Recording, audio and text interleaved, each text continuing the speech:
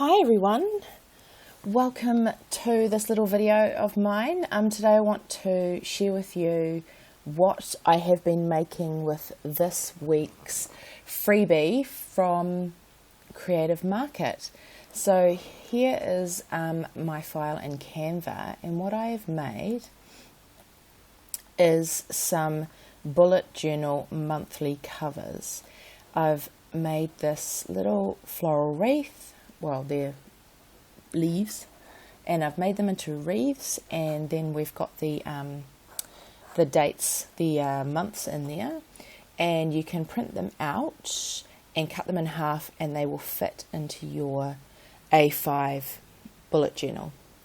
So I got the inspiration, of course, from Pinterest, and here's some examples of monthly covers that people have done. So here's a wreath. And I really like the idea, here's another one here, of the circle with the word in the middle. It looks really cool. So that's what I've done. There's another one there that looks really nice. This one here is a printable one that you can buy on Etsy. So I made these ones here, all with the same wreath. And then, oh, that one's blank. And this one here, I'm making them all with slightly different elements in them, and then matching the colour of the element to the font. So I'll just show you what I'm using. So this is the free goods of the week, but I think that these will almost be gone. So if you see this video the day or the day after it's put up, you'll be able to get these ones for free. Otherwise, I still invite you to click the link in my description and to see what the free goods are for this week, because every single week you get 6 free things from Creative Market, and they're usually amazing. So I'm using this Dreamy watercolors, and I'm actually not sure how much it costs. Anyhow, this is Dreamy watercolors, and I'm using these elements here. And they're all PNGs, and all I had to do was drag them into my Canva. So if I go to my uploads, you can see that they're all here. There's 50 of them. So you can either click there, upload your own images and add all the images, or you can simply, once you've extracted them from the zip file, you just drag and drop them into your Canva, and then they stay there. And if I go down a little bit further, you'll see that the images that I was using in my last video from Rosaline are still here as well, so I can use them whenever I like, and they're really pretty. Okay, so first of all, what I did is I set up a custom canvas in Canva, which of course is really easy. I'll just quickly show you.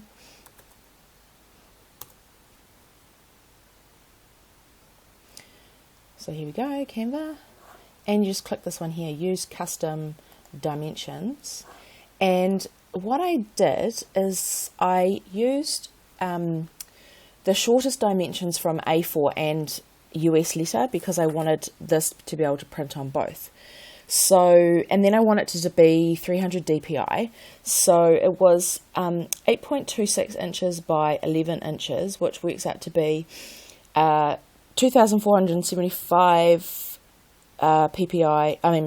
pixels by 3,300, and I want it to be on its side. So I'm going to do the 3300 first, and then the 2475. I want it to be on its side. I want it to be landscape, because that's how I'm creating this this canvas. Because it's going to be 300 DPI, even though it's made to print at home on A4 or letter, it will be able to be printed bigger on A3 as well. Alright, I wanted to make sure that I had a middle line there before I got started. So I just used one of these lines, and I turned it around. And it just makes sure that it's, see, there's a guideline, a purple guideline, so now I know that's the exact middle. So I want January on this side, February on this side, and so on and so forth. Because I was making wreaths, I wanted them to be, they don't have to be perfectly circular, but I wanted to have a decent guideline, so I just used a circle shape, which is in the shapes. I just used the plain circle shape, and I made it smaller, and then I plonked it in the middle. I'm just going to make it a little bit bigger.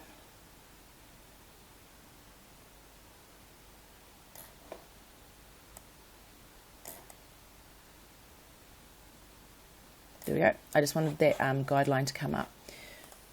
And I'm going to copy that and put it on that side as well. Now, I can also copy these guidelines onto some more sheets. I'm going to click this little button here, copy this paper, because I'm making all of them, all of the months, I should say. And it's literally just copying it. And I want 6, so I can make 12 months. Cool.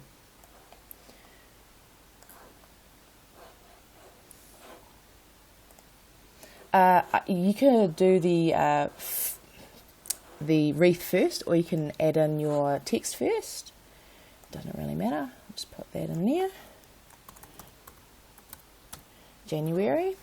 And I want to find a nice font that looks kind of bullet journal-y. Brusher is quite good.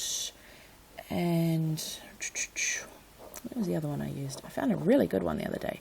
Grand Hotel is quite good.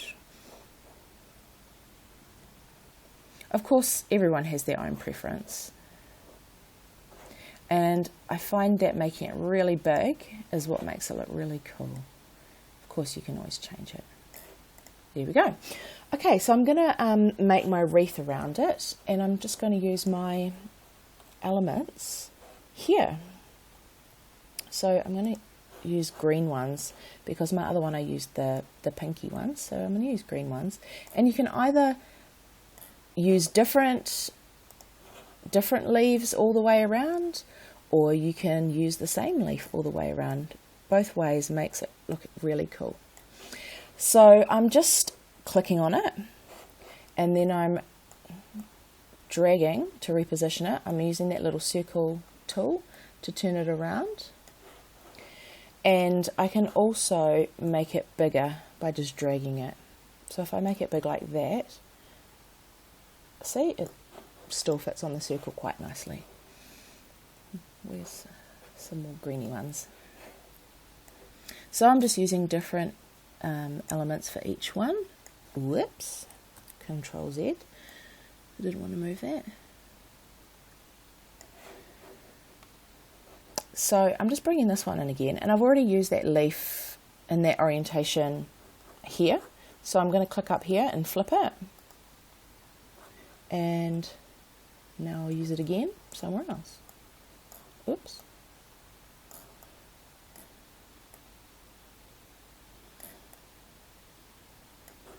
You get the idea. I'll flip that one.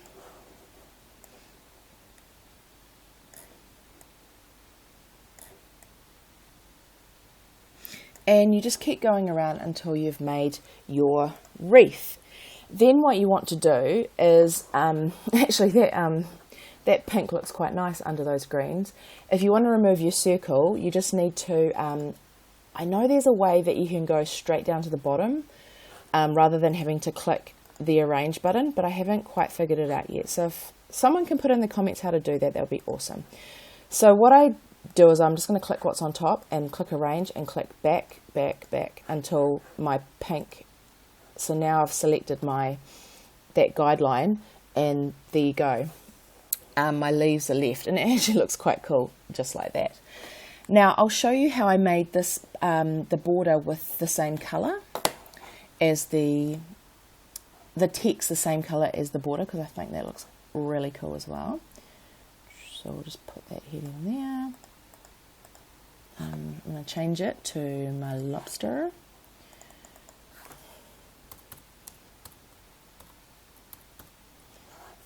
Make it bigger. Position it where I want it. what did I just do? Okay, let's try Control Z. There it is. Okay. So I have a Chrome extension called, and you actually can't see it on screen, sorry. It's called Eyedropper Color Picker. It's a Chrome extension, just Google it. I click pick color from the web and I get this little square. Can you see that little square? And I just click it. And now I can copy and paste the number from my eyedropper tool. Click on my font, click here, click plus, paste that in, and now you can see my font is the same color as my leaf. I'm going to get rid of that. Whoops. Sorry, delete. And I'm just going to arrange that so it looks better.